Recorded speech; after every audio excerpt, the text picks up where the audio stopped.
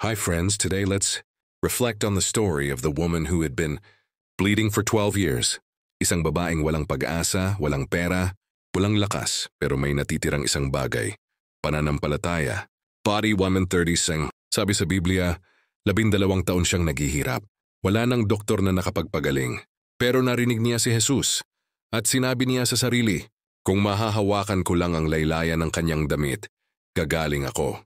Imagine this, sa gitna ng napakaraming tao, sumiksik siya, mahina, marumi ayon sa batas pero lumapit. Hinipo niya si Jesus at biglang gumaling siya, pero hindi natapos doon. Tumigil si Jesus at nagtanong, sino ang humipo sa akin?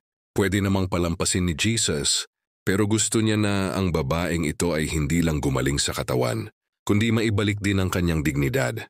Kaya sabi niya, anak, pinagaling ka ng iyong pananampalataya. Humayo ka sa kapayapaan. Ano ang aral? 1. Kahit matagal ang pinagdadaanan mo, may pag-asa pa rin. 2.